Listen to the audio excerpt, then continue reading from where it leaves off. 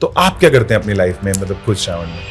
मैं एक वैष्णव परंपरा से आती हूँ, लेकिन शिव मेरे लिए उतने ही महत्वपूर्ण है, क्योंकि कृष्ण में शिव में अंतर नहीं है। तो मैं रुद्राभिषेक करती हूँ। रोज करते हैं? रोज मेरा हो ही नहीं पाता है। पार्थिव शिवलिंग में? पार्थिव माने पृथ्वी का मिट्टी का बना पृथ्वी का हुआ, बना हुआ, मिट्टी का बना मिट्टी का बना हुआ। हमारे यहाँ यात्रा में भगवान की ओर अगर आप बढ़ रहे हैं, नंदी है आसन का प्रतीक। जब तक आप बैठेंगे नहीं तब तक आप कुछ पा नहीं सकते। कैसे काशी की व्यवस्था को हम समझें और कैसे काशी में जाके हम अपनी चीजों को अच्छा कर सकते हैं, प्लीज बताएं कृष्णप्रिया। और हमें होता है ना एक स्वार्थ, एक लोग, हमें कुछ मिल जाए, लोग हमें जाने, बस वही फंसा देता है। तो उन्होंने झूठ बोला, इसलिए उस शिवलिंग में से जो भैरव का प्राकट्य हुआ वही काल भैरव है, जिन्होंने ब्रह्मा जी का झूठ बोलने वाला मस्तक काट डाला। तो पार्वती नृत्य करती है, भगवान देखते हैं, भगवान नृत्य करते हैं, पार्वती देखती हैं। तो पार्वती के नृत्य करते समय जो कुंडल खोया गिरा, तो और फिर उसको निकाला गया, ढूंढा गया, उसी को मणिकर्णिका के नाम से कहा गया। हर हर महादेव टू एवरीवन। जो आज का पॉडकास्ट हुआ है, ये श्रावण के महीने के अंदर क्या प्रैक्टिकली चीजें कर सकते हैं, हमारे आज के गेस्ट कृष्णप्रिया जी ने बहुत कुछ बताया है। और वो 6 साल की उम्र से, आज उनके शरीर की उम्र 28 ईयर्स है, तब से वो कथावाचक हैं, परमात्मा के साथ जुड़ी हुई हैं, भगवत प्रेम में हैं। उन्होंने इतनी सारी प्रैक्टिकल टिप्स हमें दी हैं कि मैं बता नहीं सकता आपको, और आपको मजा आ जाएगा, क्योंकि ये जो डिवाइन एक्सपीरियंस है वो सिर्फ बातों में बयां हो सकता था जो आज हुआ। आपको भी बहुत मजा आएगा, और इन सारी टिप्स को अपनी लाइफ में जरूर अप्लाई करना। जो ज्ञान को आप अपने जीवन के अंदर अप्लाई कर लोगे वही सब कुछ है। तो इस सारे ज्ञान को अपने लाइफ के अंदर अप्लाई करना और पूरा देखना, क्योंकि बीच बीच में बहुत सारी रेमेडीज आएंगी, कैसे रस चढ़ाना है, कौन सा चढ़ाना है, सारी चीजें। और यही नहीं, इसके एंड में वाराणसी का एक्सपीरियंस भी है इसके अंदर, यानी कि बनारस का एक्सपीरियंस है, जिसको काशी भी कहा जाता है, जिसमें डिफरेंट डिफरेंट तरीके से आप अपनी लाइफ को हील कर सकते हो। और इस तरह के एक्सपीरियंस हमारी लाइफ को और इनरिच करते हैं। और इतना ही नहीं, इस पूरे पॉडकास्ट के अंदर बीच बीच में बहुत सारे एक्सपीरियंसेस शेयर हुए हैं। जरूर आप भी अपना एक्सपीरियंस शेयर करिएगा, लास्ट में कमेंट बॉक्स में जरूर लिख के बताइएगा आपको क्या सीखने को मिला। और अगर आप चाहते हैं पार्ट 2 भी आए तो वो भी बताइएगा। आप सभी के भीतर बैठे परमात्मा को प्रणाम। आप एंजॉय करिए इस पॉडकास्ट को। Thank you. नमस्ते सभी को। कोई तन दुखी, कोई मन दुखी, कोई धन बिन रहे तो दास, थोड़े थोड़े सब दुखी, बस सुखी राम का दास। बस सुखी वही है जो परमात्मा का दास है। ऐसे ही हमारे साथ आज बहुत अच्छे संत हैं जो कि हमें गाइड करते हैं, हमें बताते हैं। नमस्ते कृष्णप्रिया जी, कैसे हैं आप? बहुत अच्छी हूँ, आभार आपका, आपने मेरा इतना अच्छा परिचय दिया, उसके लिए खूब खूब धन्यवाद। तो आप, श्रावण आ चुका है, आने वाला है, तो श्रावण के बारे में आज हम जानना चाहेंगे आपसे। पहले तो आपको बहुत बहुत थैंक यू, आप इतने सारे लोगों तक पहुंच पा रहे हो, उन्हें हेल्प कर पा रहे हो, उन्हें सत्संग के थ्रू बहुत सारी जो है वो उनके दिल तक जो है वो परमात्मा का प्रेम, भागवत प्रेम जगा पा रहे हो। सो बहुत बहुत थैंक यू पहले तो आपको भी बहुत बहुत आभार। पर इसमें एक बात जोड़ूंगी, ये जो थैंक्स हमें मिलता है ना, वो सच में वो कार्य हमारे ऋषियों का है। उन्होंने शास्त्र रचे, अपनी साधना से रचे, अपने अनुभव से रचे, आंतरिक शक्ति से रचे। उन्होंने जो मुझे प्रदान किया है, माध्यम उन्होंने बनाया, मैं बांटने का कार्य करूँ। पर ये ज्ञान मैं ये नहीं कह सकती सब मेरा है, ठीक है। अनुभव एक अलग विषय है, बोध अलग विषय है, लेकिन दिया तो उन्होंने ही है। तो धन्यवाद हमारे सभी ऋषि हैं जिनके कारण हमें शास्त्र मिले और ये सब जानने को मिला।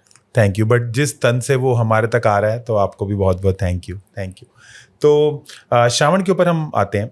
अब हम ना एक बार वैसे स्टार्ट करते हैं कि श्रावणी क्यों, 12 महीने हैं। तो एक नॉर्मल आदमी बोलता है कि यार मंडे टू संडे सारे दिन परमात्मा के हैं और सारे महीने परमात्मा के हैं। कुछ हद तक उसका रैशनल दिमाग ठीक कह रहा है, लेकिन क्यों श्रावणी, क्यों श्रावण का ही क्या एक जो बोध है, श्रावणी क्यों? देखो, ऐसे तो शिव के पूरे 12 महीने सही बोलते हैं, लेकिन उसमें जैसे अब शिवरात्रि आती है तो वो जो फागुन और चैत्र का महीना होता है, उसमें आप देखेंगे बसंत है। तो आप देखेंगे सारी पूरी सृष्टि खिल रही है और सृष्टि में रंग बिरंगे पुष्प खिल रहे हैं। होली का भी समय आता है, तो पूरा जीवन है या पूरा जगत है वो रंग बिरंगे रंगों में ही रंगा हुआ होता है। बसंत, उस समय शिवरात्रि की पूजा होती है। और जब पूरी प्रकृति अपने आप को बदलती है, वर्षा का समय आता है, पृथ्वी भीग जाती है, तो ये समय होता है कि अब आप अपने रैशनल दिमाग को, बुद्धि को थोड़ा सा डाउन करें और इमोशन जिसके कारण हम बहुत ज़्यादा परेशान होते हैं, उस भीगे मन से अब बाहर आएँ। क्या क्या भावनाएं आपके अंदर दबी हुई हैं जिसके कारण हमें बहुत जीवन में परेशानियाँ आती हैं, बाधाएं आती हैं, कष्ट आते हैं, अशांति उत्पन्न होती है, तो श्रावण उनके लिए है। तो ऐसे तो पूरे 12 महीने हैं, लेकिन एक और कथा ये है कि अभी जो एकादशी गई है उसको देवशयनी एकादशी कहते हैं। देवशयनी एकादशी।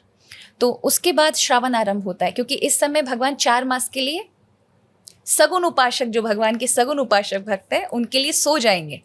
नहीं तो लोग ये कह सकते हैं भगवान क्या सोएंगे। नहीं, देखो भगवान 2 रूपों में हैं। एक रूपों में वो पूरी सत्ता को संभालते हैं, और एक जो सेवा का भाव है, भक्तों का भाव का भाव है, उस सगुण उपासक भाव में भक्त के लिए भगवान सोते हैं। क्योंकि भक्त ये नहीं देखता कि वो सब में बसाए तो वो मुझे पाल रहा है, मुझे उसको करने की क्या ज़रूरत है। ये ज्ञानी का दिमाग हो सकता है, लेकिन एक भक्त का दिमाग वो भगवान से इतना अटैच हो जाता है कि उसको और अपने में भगवान में कोई अंतर नजर नहीं आता। वो देखता है अगर मुझे नींद आती है 8 घंटे, तो 12 महीने में से 1/3 भाग में भगवान को भी निद्रा देनी चाहिए, उनको भी रेस्ट मिलना चाहिए। तो ये जो आंतरिक जुड़ाव है उसको लेकर के 4 महीने भगवान का शयन होता है। ये 4 महीने फिर भगवान रुद्र पूरी सृष्टि को धारण करते हैं। भगवान विष्णु की जगह वो लेते हैं, पालन करते हैं, और संहार करने का कार्य तो उनका है ही। तो वो जो श्रावण का महीना है वो शिव को समर्पित है, यानी देवशयनी एकादशी के तुरंत बाद श्रावण आरंभ है। तो अब भगवान शिव की आराधना।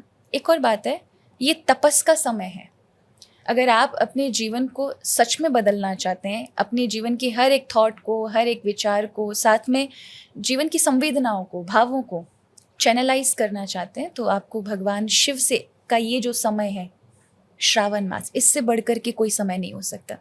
आप 30 दिन का समय लीजिए और भागती हुई जीवन में एकदम पॉज लीजिए, थोड़ा सा स्थिरता। इसलिए शिव कैलाश में है, क्योंकि उन्हें स्थिरता है।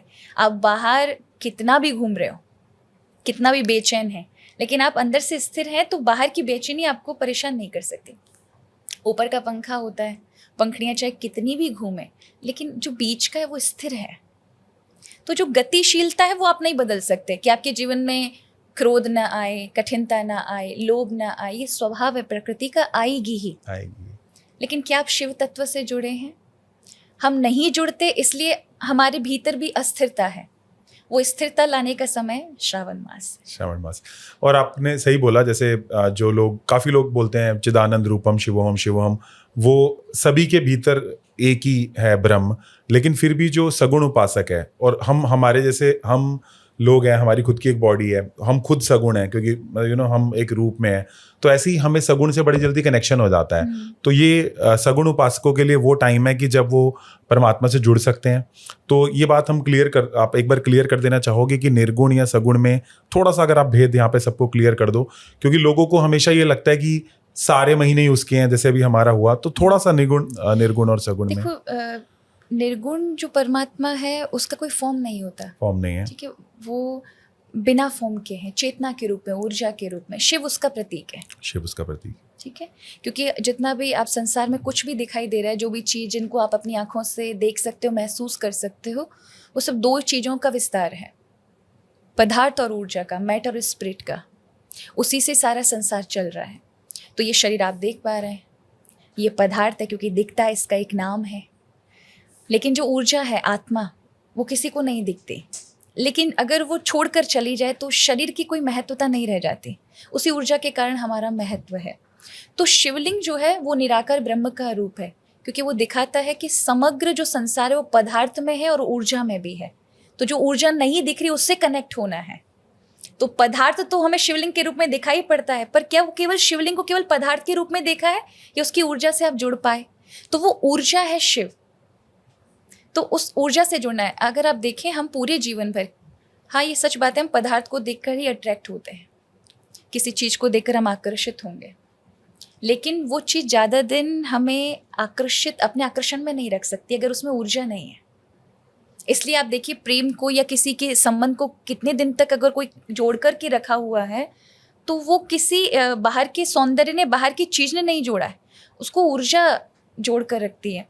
इसलिए आप देखें कि जब आरंभ में किसी पति पत्नी का विवाह होता है, स्त्री पुरुष का विवाह होता है, हो सकता है आपस में उन्होंने पसंद किया हो, एक दूसरे की एजुकेशन देखी हो, काबिलियत देखी हो, लेकिन फिर समय निकलेगा तो फिर वो चीज़ें टेम्पररी हैं, वो उनके संबंध को बांध नहीं सकती। एक ऊर्जा होगी जो उसको बांध कर रखेगी। तो वो जो ऊर्जा है, हमारी सोर्स है, उससे जोड़ने का कार्य शिव का। इसलिए शिव निराकार है। लेकिन सगुण जो साकार है, उसका हम कोई ना कोई फॉर्म बनाते हैं। क्यों बनाते हैं? वो आवश्यक है। भगवान गीता में कहते हैं कि हम देह से हैं, शरीर से हैं, तो जिसको हमने नहीं देखा उसके प्रति इतनी जल्दी हमारे परिपक्व भाव नहीं बन सकते। इसलिए हमें भी वो भाव जमाने के लिए सगुण उपासना चाहिए, पर केवल एक मूर्ति रूप में हम नहीं देख सकते। सगुण उपासक का भाव होता है कि उसमें प्रेम जागृत हो, और प्रेम तब जागृत होगा जब अपनापन होगा। इसलिए 9 प्रकार की भक्ति सगुण उपासकों को बताई गई है। आरंभ में ये स्टेप हैं जब भगवान की ओर से कृपा प्राप्त होती है। वही सगुण निराकार भी है और साकार भी है। तो मैं ये कहूँगी कि हम कई बार जो रिचुअल करते हैं, कर्म कांड करते हैं, कोई भी पूजा पाठ करते हैं, हम ये सोचते हैं यही भक्ति है। नहीं, ये भक्ति का माध्यम है उस प्रेम को, अपनत्व को जगाने के लिए। तो जैसे अगर आप नवदा भक्ति भी करते हैं, 9 प्रकार की भक्ति है, यानी भगवान तक पहुंचने की 9 प्रकार की सीढ़ियाँ, जहाँ से भगवत भक्ति, मतलब इसे भक्ति नहीं कह सकते, ये साधन है। लेकिन जो भक्ति भगवान के द्वारा एक सगुण उपासक को प्राप्त होगी वो भगवत कृपा से होगी। जैसे ज्ञानी को ज्ञान गुरु कृपा से, हाँ, आत्मबोध किसकी कृपा से होता है? गुरु की कृपा से और भगवत कृपा से। भगवत कृपा से, क्योंकि वो अगर समाधि तक भी जाएगा तो उसे भाव चित्त में चाहिए, तब तक वो जुड़ेगा नहीं। ठीक है, बिल्कुल। तो उसी प्रकार एक सगुण उपासक को तब तक कृपा नहीं मिल सकती भगवान से जुड़ने की जब तक वो कृपा ना करें। तो वो कृपा पाने की 9 सीढ़ियां हैं, जिसमें है श्रवणम कीर्तनम विष्णु, स्मरणम पाद सेवनम, अर्चनम वंदनम दास्य सख्यम आत्मनिवेदनम। अब हिंदी में समझ लेते हैं। श्रवण माने सबसे पहले सुनो, तो एक ज्ञानी को भी सुनना पड़ता है, अपने गुरुओं को सुनना पड़ता है, शास्त्रों को सुनना पड़ता है। तो भक्ति, जो भक्त हैं उनको भगवान की कथाएं, लीलाएं, वो श्रवण करेंगे तो उससे भगवान का प्रभाव पता चलता है, स्वभाव का पता चलता है, हम कौन है, क्यों आए हैं, ये पता चलता है। उसके बाद कीर्तन आता है कि दूसरे स्टेज में आप प्रवेश करेंगे कि फिर आप भगवत कथा में अपने आप को भूल जाएंगे।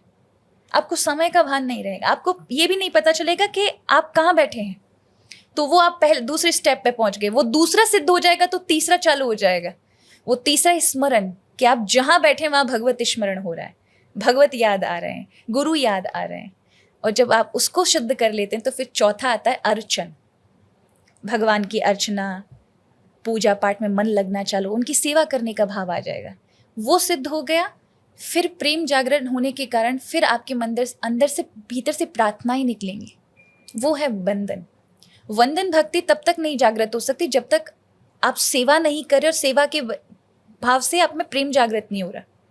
तो वंदन के बाद अगली कड़ी है अर्चनम वंदनम, फिर उसके बाद अगली कड़ी है दास्यम, भगवान के दास हो जाना। अब वो दास्यता कि मैं प्रभु का दास हूँ, करीब तो आ गए हम, पर अभी भी एक दूरी है दास और एक स्वामी की। तो तब तक आपको भगवान नहीं अपना सकते, अगली सीढ़ी पर नहीं दे सकते, जब तक आप गुरु के दास नहीं हैं, उसके प्रति समर्पित नहीं हैं। अगर आप अपने गुरु के चरणों के दास हैं, उनके प्रति श्रद्धा भाव रखते हैं, या शास्त्रों के प्रति श्रद्धा भाव है, बाकी महात्माओं के प्रति श्रद्धा भाव है, तो अगली सीढ़ी भगवान अपने आप देंगे। वो है थोड़ा और करीब पहुंचाना, सखा भाव। फिर आप अर्जुन की तरह हैं, फिर आपको कोई दिक्कत नहीं है, आपको बहुत करीबीपन है, आप हर बात भगवान से कह सकते हैं। सखा भाव सिद्ध हो जाता है। उसके बाद अंतिम भक्ति है जिसे कहते हैं आत्मनिवेदन, जब भक्त सब कुछ भगवान को समर्पित करके निर्भय हो जाता है। उससे फिर किसी का जाने का, खोने का गम, किसी प्रकार का कोई दुख नहीं रहता। ये जो आत्मनिवेदन हो जाए, फिर उसके बाद उनकी भक्ति, आप उस लायक बन गए तो फिर वो कृपा करते हैं, फिर वो आत्म साक्षात्कार जिसको कहते हैं ज्ञानी प्राप्त करते हैं, एनलाइटनमेंट, वही प्राप्त करता है भक्त। बहुत अच्छा, बहुत अच्छा। ठीक है, बहुत बहुत अच्छे से हमें समझ आया, थैंक यू, आपने समझाया। तो दूसरा ये भी था कि क्या ये श्रावण का महीना हमें फिजिकल चीज़ों के लिए हेल्प करेगा या फिर भक्ति में हेल्प करेगा, या दोनों ही कर सकता है? क्योंकि बहुत सारे लोग, इवन हम भी न्यूमरोलॉजी में, एस्ट्रोलॉजी में, तो लोग, बहुत सारे लोग पूछते हैं कैसे मैं श्रावण को यूज़ करके अपनी लाइफ को बेटर बनाऊं। क्योंकि नॉर्मल बंदे का ये क्वेश्चन है, भूखे भजन ना होए गोपाला, कि सर मेरे तो भी हेल्थ, रिलेशनशिप, करियर, मनी के इशू ही खत्म नहीं हो रहे, मैं क्या भक्ति की बात करूं। और दूसरे वो लोग हैं जिनको समझ आ गया कि जितना भी आज तक मिला है, अगर उसी ने मुझे शांत नहीं किया तो जितना आगे मिलेगा उससे मैं क्या शांत होने वाला हूँ। जिसको ये क्लैरिटी मिल गई है फिर तो वो नेक्स्ट लेवल के लिए मूव हो गया। तो दोनों लेवल के लिए कैसे हेल्प करेगा श्रावण का महीना? कुछ इस पे आप प्रकाश डालें कि जो लोग अभी सिर्फ दुनिया में है और हेल्थ रिलेशनशिप, जिनको रोटी कपड़ा मकान चाहिए और वहीं तक है उनकी बुद्धि, और मैं उनको कुछ गलत नहीं कहूँगा क्योंकि 90% लोग उसी बोट में हैं, तो उनके लिए श्रावण के लिए क्या रिचुअल हो सकते हैं? और जो लोग आगे भक्ति भाव पे बढ़ना चाहते हैं उनके लिए श्रावण के लिए क्या रिचुअल हो सकते हैं? दोनों आपने का बहुत अच्छी बात पूछी। कई बार यहीं पे कंफ्यूजन होता है कि कर्म योगी, इन लोगों को आप कर्म योगी कहेंगे जो संसार की चीज़ों को चाहते हैं, लेकिन संसार से हटने का भी उनका दिल नहीं है क्योंकि अभी बंधे हुए हैं उसमें, उनके कर्तव्य कह सकते हैं और बहुत सारी चीज़ें जो उनको भी बांध करके रखी खींचते हैं हैं उनको। हाँ। तो वो 3 मार्ग हमारे यहाँ ऋषियों ने इसलिए बताए। ज्ञान मार्ग जो पूरी तरह से परिपक्व हो चुका है उसके लिए, भक्ति मार्ग जिसने अपने संसार में रहता है लेकिन उसने भगवान को आधार मान लिया है, कर्म मार्ग, कर्म मार्ग वाले आप वाले हैं जो आपने बताया, जो लोग कहते हैं कि हम अभी पूरी तरह से तुम भक्ति को कैसे समझें। उनको ये समझना जरूरी है कि आप जिस शरीर से काम करने वाले हैं वो शरीर के अंदर चलाने वाले मन और बुद्धि हैं। अगर उनको प्रभाव या उनको शक्ति नहीं मिली तो आप अपनी क्षमता के अनुसार कितना भी कर्म करिए, आप उतना नहीं कर पाएंगे जितना आप सोच कर चल रहे हैं। तो जो भी अपने जीवन में या चाहता है कि मैं जो आज वर्तमान में उससे बेटर मुझे बनना है, उसमें इम्प्रूव करना है, विकास की ओर बढ़ना है, प्रगति की ओर बढ़ना है, उसके लिए श्रावण है। मतलब श्रावण सबके लिए, जरूरी नहीं है उससे भक्ति, वो कहते हैं ना, साइड में मिलने वाली है, ज्ञान साइड में मिलेगा, लेकिन आपका जो मोटिव है कि मुझे संसार में भी मैं कैसे रहूं, कि मैं खुश रहूं और मेरे सराउंडिंग जो मेरे साथ कर्तव्य से जुड़े हुए लोग हैं जिनको मैं अपना मानता हूं उनको कैसे खुश रख सकता हूं, तो वो तभी संभव है जब आप अपनी निजी चेतना से जुड़ेंगे। देखो, हम जब कहते हैं कि भगवान का नाम चमत्कार नहीं है, ये जो चमत्कार मानना ये अंधविश्वास हो जाता है। भगवान वास्तविकता में अनुभूति वाले हैं। आप जब सेवा करते हैं, पूजा करते हैं, उनसे जुड़ते हैं तो वो क्या करते हैं, क्योंकि अगर आप देखें एक दार्शनिक फिलॉसफी वे में अगर देखें तो समय के रूप में जो अभी हम हैं, ये समय कि हम सभी को समय मिला है, मुझे, आपको, सबको, हो सकता है सबका एक अलग अलग सीमा में समय है, लेकिन हम सभी टाइम के अंदर चल रहे हैं। भगवान गीता में कहते हैं मतलब कालोष्मी, मैं काल हूँ, मतलब समय हूँ। समय कब पूर्व के कर्मों का आपके सामने सिचुएशन, परिस्थिति खड़ा कर सकता है, आपकी प्रकृति, आपका स्वभाव किस समय क्या रिएक्ट करेगा और एक नया कर्म बन जाएगा और वो भाग्य बन जाता है। क्यों ना उस समय को भगवान से भर दिया जाए। जरूरी नहीं कि आप 8 घंटे बैठे हैं, आपके साथ कर्तव्य हैं, आपको जरूरी नहीं कि सन्यासी ही बनना है, आप कर्म योगी ही बनकर रहिए, पर आप समय को भगवान से भर दीजिए। यानी भगवान नाम चिंतन करिए, स्मरण करिए, मैं जो भी कर रहा हूँ भगवान का कर्तव्य है, प्रभु का कार्य है, मैं मेरे लिए नहीं कर रहा। प्रभु ने मुझे जिम्मेदारी दी, ये सब परिवार दिया है, तो मुझे एक माध्यम बनाया, मुझे सबके लिए करना है, और उसमें वो चिंतन प्रभु का जो चलता रहता है, तो ये समय को भरना है। इससे क्या होगा, आपका स्वभाव जो आगे किस सिचुएशन को लाकर रखने वाला है आपको नहीं पता। हमारा जो फ्यूचर है अनप्रेडिक्टेबल है, उसको आप नहीं देख सकते कि आगे क्या आने वाला है, अननोन है। हम चाहे कितने भी अनुभवी हों, कितने भी ज़्यादा अच्छे परिपक्व हों, जीवन में बड़ी सुलझी सोच रखने वाले हों, अच्छे बुद्धिमान हों, लेकिन जब सिचुएशन हमारे सामने वो सब सस्पेंस ला के खड़े कर देती है ना, तो आपके अनुभव धरे रह जाते हैं। आप कितने बुद्धिमान हैं वो भी काम नहीं आता। तो परिस्थिति किस समय आपको कब हिला दे, इसके लिए आपको स्थिर तो रहना पड़ेगा ना। तो वो मन बुद्धि में शक्ति देने वाले परमात्मा है। तो जब आप प्रभु से जुड़ते हैं तो भगवान क्या कहते हैं, बुद्धया संयोजमिति तमः। भगवान आपकी बुद्धि में जो अज्ञान के कारण अभी आपको मार्ग दिखाई नहीं पड़ रहा, अपना जीवन का लक्ष्य दिखाई नहीं पड़ रहा, करना क्या, ये क्लैरिटी नहीं आ रही, उस क्लैरिटी को बना देते हैं, मतलब अपना प्रकाश प्रदान करते हैं और आपके जीवन का तम हर लेते हैं। तो हम श्रावण को कैसे यूज कर सकते हैं क्लैरिटी लाने के लिए? इसके लिए सिर्फ इतना है कि आप फिजिकली और मेंटली आपके जीवन पर असर करेगा। आप सुबह ब्रह्म मुहूर्त में उठ करके, ये 30 दिन का आप ले सकते हैं श्रावण के मास को। सुबह ये जरूरी नहीं कि आप स्नान ही करिए, आप ब्रह्म मुहूर्त में उठिए 4:30 बजे और एकांत में जा करके मौन होकर के बैठिए, शिव को अनुभव करिए।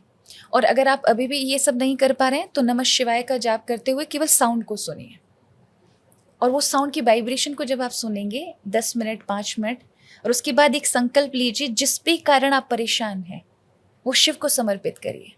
वो कोई भी परेशानी हो सकती है, हे प्रभु अभी आप संभालिएगा, मेरे जीवन में इस कारण से मैं परेशान हूँ। और उसके बाद आपका जो दैनिक कार्य व्यायाम करते हैं वो करते हैं।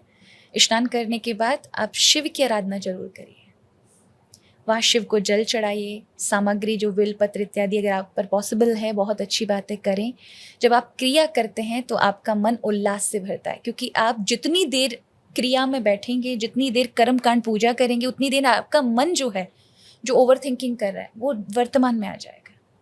और जब वो वर्तमान में आएगा तो जो आपके ऊपर अटैक हुआ है विचारों का, बहुत सारे चीज़ों का, वो हट जाएंगे। वो विचार आपको दोबारा परेशान नहीं कर सकते। इसलिए वो एकाग्रता बनाने के लिए सब सामग्रियां हैं, और हर एक सामग्री के पीछे विशेष कारण है।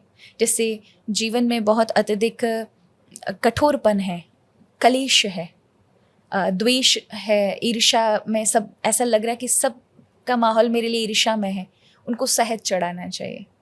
जीवन में दरिद्रता का शिकार है तो फिर उनको गन्ने का रस चढ़ाना चाहिए।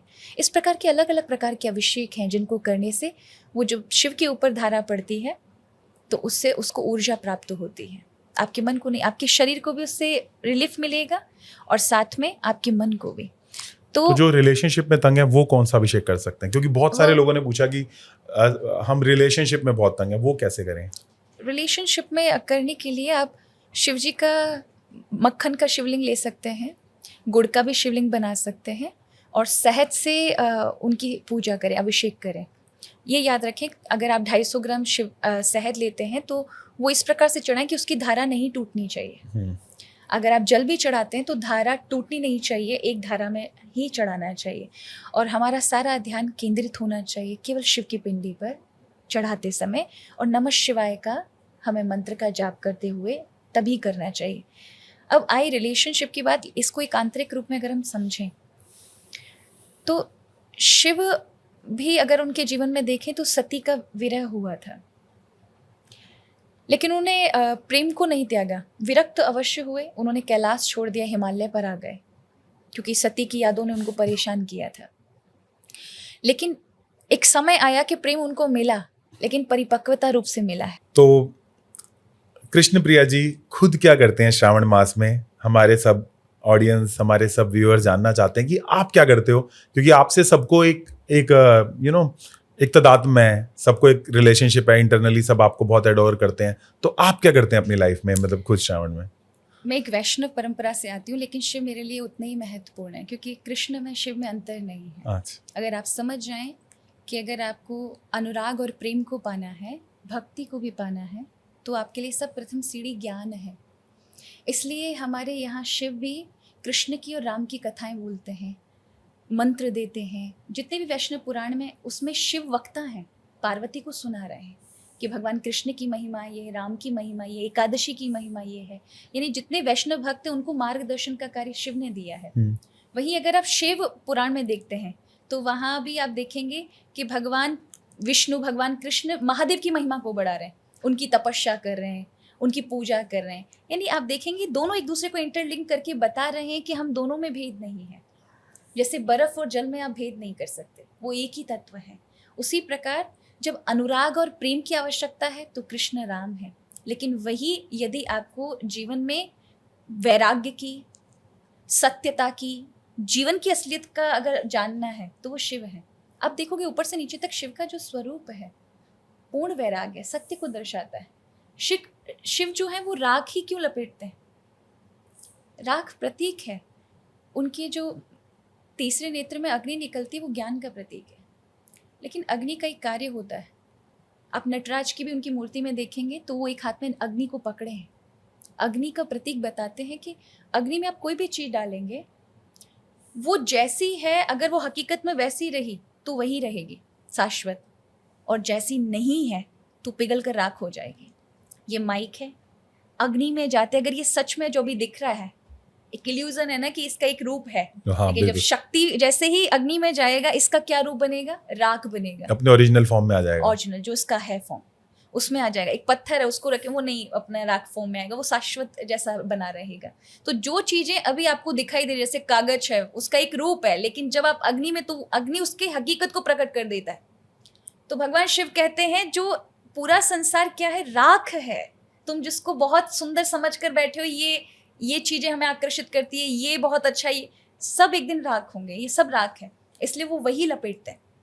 तो शिव का जो स्वरूप है, जैसा आपने भी कहा कि श्रावण में इतनी महिमा सोमवार की, इन सब की क्यों है? क्या पूछा था आपने? मैंने पूछा था आप। हाँ मुझे पूछा था कि आप क्या करते हैं, तो मैं रुद्राभिषेक करती हूँ। आप रोज करते हैं? रोज मेरा हो ही नहीं पाता है, लेकिन श्रावण के 1-2 सोमवार में अवश्य रुद्राभिषेक करती हूँ। हमारे ब्राह्मण इत्यादि सब आते हैं और हम बैठते हैं पूरे 1.5 से 2 घंटे और रुद्राभिषेक में रहते हैं। रुद्राभिषेक इसलिए क्योंकि आपके जीवन की जितनी भी साल की बाधाएं हैं, अगर आप रुद्राभिषेक करते हैं तो रुद्र भगवान का वो 11 रूप हैं जो भगवान ने कश्यप ऋषि के यहाँ गौ माता के गर्भ से, जो उनकी पत्नी थी शुरभि, उनके गर्भ से 11 रूप में अवतरित हुए।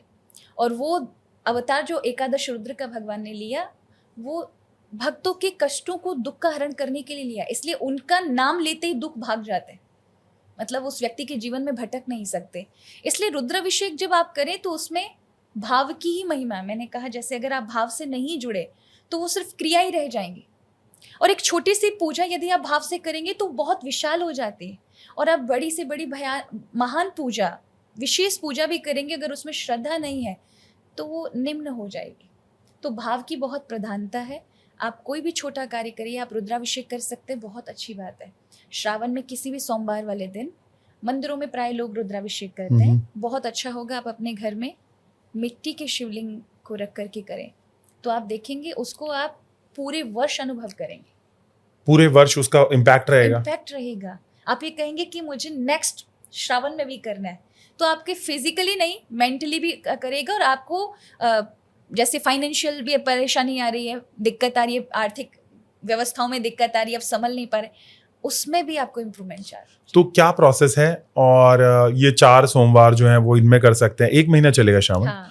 तो इसके 4 सोमवार कर सकते हैं हमारे सभी फैमिली मेंबर्स। तो इसका कुछ प्रोसेस है जो आप बताना चाहोगे कि कुछ पर्टिकुलर प्रोसेस है, या फिर पंडित जी को बुला लें, कैसे करें? देखो, अगर आपको कोई आपके पास व्यवस्था नहीं है, जो बिल्कुल ही आर्थिक रूप से बिल्कुल तंग है, ऐसे लोगों के लिए केवल जल जितना वो कर सकते हैं अपने घर में, जल इत्यादि, दूध इत्यादि, जो भी आप शिव की थाली में जो लगता है वो सब पूजा के सामान एकत्रित करें, उन्हीं वस्तुओं से घर में करें पूजा। और जो थोड़े संपन्न हैं वो कर सकते हैं कि ब्राह्मणों को बुलाएं, और ऋग्वेदी, हमारे यजुर्वेदी रुद्र अष्टाध्यायी का मंत्रों के द्वारा ब्राह्मण लोग मंत्र पढ़ेंगे, और आप सभी बैठ करके घर के सभी सदस्य मिलकर रुद्राभिषेक में सम्मिलित हों। वो पंडित जी आएँ और वो अपने शिवलिंग लेकर आएँ और फिर उस पर अभिषेक कराएं। अच्छी बात है, मुझे कोई कहीं परेशानी नहीं है, पर पार्थिव शिवलिंग की बड़ी महिमा है। पार्थिव शिवलिंग मतलब? पार्थिव माने पृथ्वी का, मिट्टी का बना हुआ, मिट्टी का बना हुआ, जो पृथ्वी की मिट्टी से निकाल करके बनाया गया है। कलयुग में भगवान शिव नंदी को कहते हैं कि पार्थिव शिवलिंग से सब कुछ मिल सकता है, क्योंकि हम सभी पार्थिव से ही बने हैं। तो पृथ्वी तत्व हमारे जीवन में बहुत महत्वपूर्ण है, क्योंकि वो रिसोर्सेज देता है। तो जीवन में जो भी तुम्हें A to Z चाहिए सब पृथ्वी से मिलेगा। उसी पृथ्वी के तत्व से शिवलिंग बनाइए, उससे रुद्राभिषेक करिए, तो आप पाएंगे कि आपके जीवन में जो आप चाहते हो सब प्राप्त होगा। तो फाइनेंशियल ब्लॉकेजेस को हटाने के लिए भी एक अच्छी सब कुछ, ये तो सामान्य हो गया, ये तो होता ही है। आप जब जैसे ही शिव की आराधना करेंगे, आपको फाइनेंशियल परेशानी रह ही नहीं सकती, क्योंकि शिव दानी है, वो इसीलिए जाने जाते हैं, उनके दरवाजे इसीलिए खुले हैं। आप देखेंगे भगवान शिव हमेशा, भगवान विष्णु हमेशा सो रहे हैं, क्योंकि उनको पालन की व्यवस्था की चिंता में है। और भगवान ब्रह्मा जी, वो भी ध्यान की अवस्था में आपको मिलेंगे। वो सब व्यस्त हैं, कोई क्रिएशन करने में, कोई पालन सस्टेन करने में, मेंटेन करने में। एक भगवान शिव ही है जिनके पास ध्यान में मग्न है। हमको लगता है वो संहार कर रहे हैं, वो संहार नहीं करते। संहार तो भगवान की माया ही कर देती है, प्रकृति कर देती है। हाँ। भगवान क्या कार्य करते हैं? ट्रांसफॉर्मेशन कर देते हैं। हमको लगता है ये व्यक्ति मर गया, वो मरा नहीं है, अब उसे अगला योनि क्या प्राप्त होनी है, वहां तक भेजने का कार्य शिव का है। हमको भी नहीं पता ना हम अगले जन्म में कहाँ थे, उसने यहाँ भेजा। माता पिता, उनके साथ किसके साथ इसका ऋण बचा है, उन्हीं को माता पिता बनाए। कौन इसका प्रेमी या पार्टनर होगा जो इसके साथ सेम ऊर्जा के साथ जुड़ा होगा, वो आप ही के साथ 5-10 साल में पैदा होगा, इसी पृथ्वी पर होगा।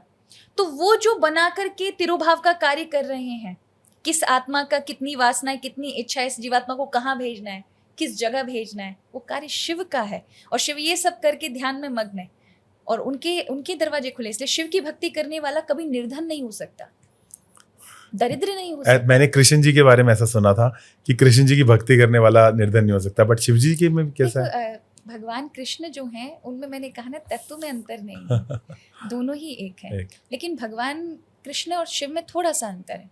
भगवान कृष्ण पहले आपको ऊपर से नीचे तक योग्य बना देंगे।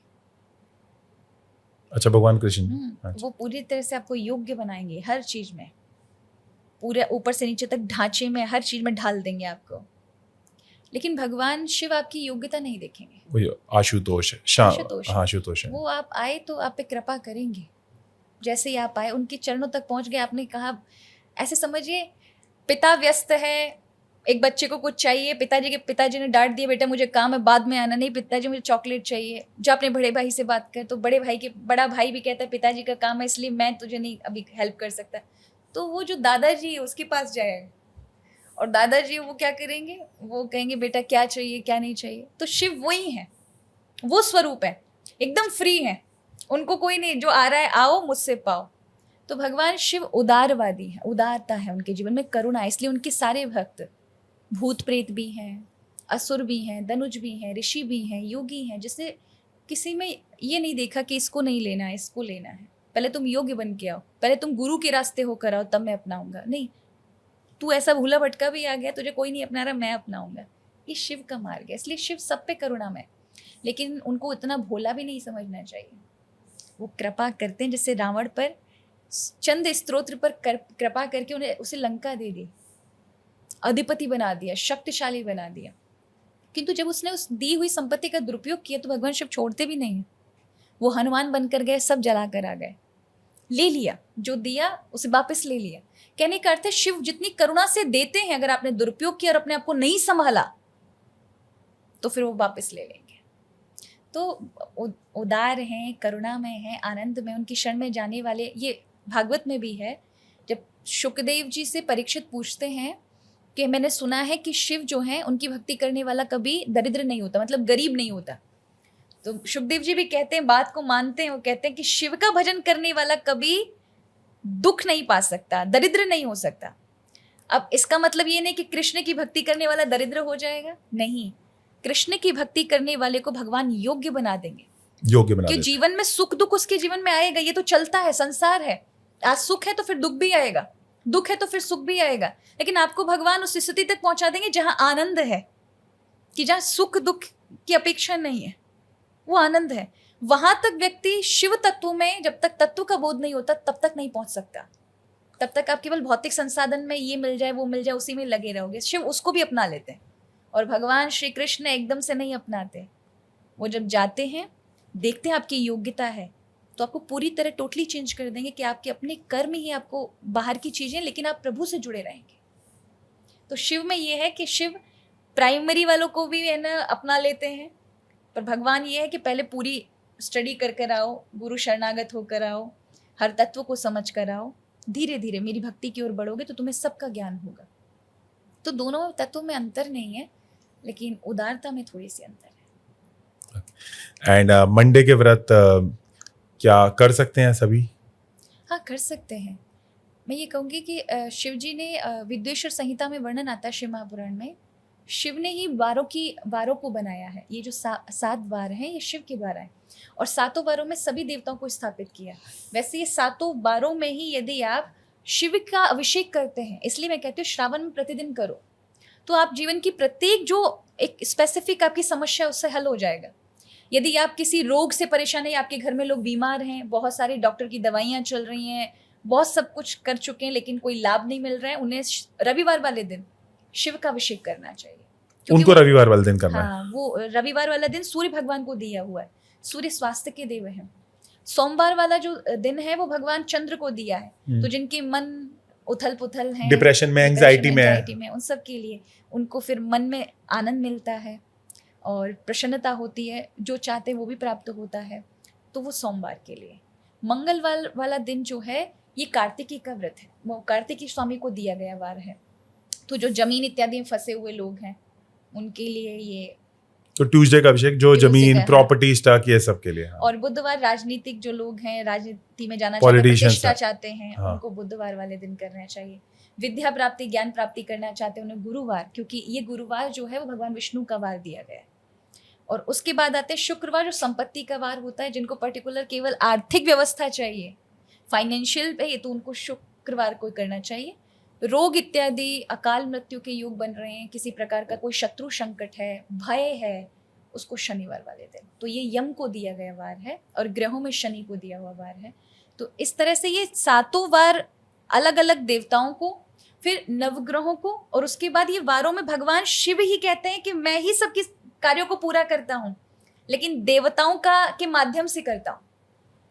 तो आप किसी भी वार को शिव के स्वरूप, जो उनका मूल रूप है, उसी के रूप से इन सातों वारों में करिए। तो मन में स्वेच्छा रखते हुए करना है, क्योंकि आपको बताना तो पड़ेगा कि मेरी क्या इच्छा है, या हाँ। निरिच्छा रखना है कि परमात्मा सब जानता मन है। में अगर आप देखो भगवान पर पूर्ण विश्वास रखते हैं तो आपको इच्छा रखने की जरूरत नहीं तो इच्छा है। रखने की आपके जरूरत है। मन की हर विषय को जानते हो, उस समय सिर्फ शिव की इच्छा रखो, उस समय वर्तमान में रहो।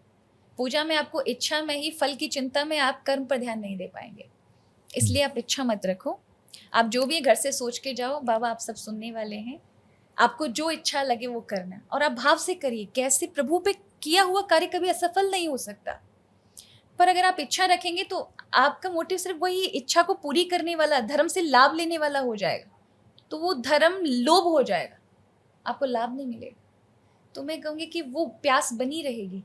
आप जो भी चीज रखें ना, उसको भूखे की तरह मत मांगिए, उनके ऊपर छोड़िए, तो वो जो चीज आपको मिलेगी ना, वो आपको आत्मसंतुष्टि देगी। नहीं, कई बार आपके पास धन होगा लेकिन आप भीतर से बेचैन हैं, आपको कमी खल रही है, वो कमी, वो वस्तुएं आपको फुलफिल करेंगी।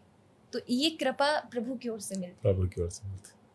अच्छा, काफी जगह ये आया कि जो भी तुलसी के ऊपर जल चढ़ा रहे हैं वो बिल्कुल भी प्याज या इस तरह का सेवन नहीं कर सकते, तो क्या ये ऐसा है? भोजन की बड़ी महिमा है। अगर आप अपने जीवन में सच में बदलाव चाहते हैं और चाहते हैं कि आप हर एक चीज केवल बाहरी रूप से ही नहीं, आंतरिक रूप से अपने शरीर की हर एक मन को, विचारों को, इनको इफेक्ट कर सकें, तो आपको भोजन पे बहुत ध्यान देना पड़ेगा। आहार शुद्धि सत्व शुद्धो, सत्व शुद्धि ध्रुवाश्मिति। अगर आप आहार शुद्ध रखेंगे तो आपका मन शुद्ध रहेगा, मन में जड़ता नहीं आएगी। जड़ता माने आपका हर एक थॉट प्रोसेस कम, धीमा हो जाना। आप भले शरीर से बहुत एक्टिव दिखाई दे रहे हैं, आपका शरीर का, आपको लग रहा है प्रोटीन मिल रहा है, हर चीज़ मिल रही है, पर आप एक सूक्ष्म शरीर से बहुत जड़ में आ गए। आपकी बुद्धि का क्लियर विजन समाप्त हो जाएगा। आपके विचार की जो एक नए नए विचार उठते थे, और ऐसे विचार उठते थे जो आपको हमेशा मार्ग प्रदर्शन करते थे, वो विचार आना कम हो जाएंगे। फिर आप डिपेंडेंट दूसरों के विचारों पे हो जाओगे कि दूसरे कोई सलाह दें तो आप करें, दूसरे कोई सलाह दें तो आप करें। आपके अपने खुद के विजन वहाँ से समाप्त हो जाएंगे। तो उसका आहार का बहुत बड़ा इम्पैक्ट है, क्योंकि केवल इस स्थूल शरीर को ही आहार पूर्ण नहीं कर रहा है, एक सूक्ष्म शरीर की भी पूर्ति कर रहा है ऊर्जा के माध्यम से। तो मैं कहूँगी कि चलो प्याज लहसुन तो नहीं, ठीक है, एक बार को आप गुण औषधि के रूप में ले सकते हैं, बाकी हो सके तो इसको भी ना खाएं। मांसाहार तो बहुत ही बड़ा गलत है कि आप, कई बार युवा कहते हैं कि मन साफ होना चाहिए और मन साफ है तो खा सकते हैं। नहीं, आप ये देखिए, आप कैसे कह सकते हैं हृदय साफ है, हम भगवान का भजन कर सकते, लेकिन पेट में खून भरा हुआ है किसी का, हम शांति पाना चाहते हैं, हम भय को समाप्त करना चाहते हैं, लेकिन किसी की अशांति और किसी का भय हमारा शरीर पचा रहा है, और हम भजन में लगे, कैसे उस परमात्मा से जुड़ जाएंगे जो करुणा का रूप है। जितना जो आप चाहते हैं वो आपको सब जीव में परमात्मा का दर्शन करना पड़ेगा।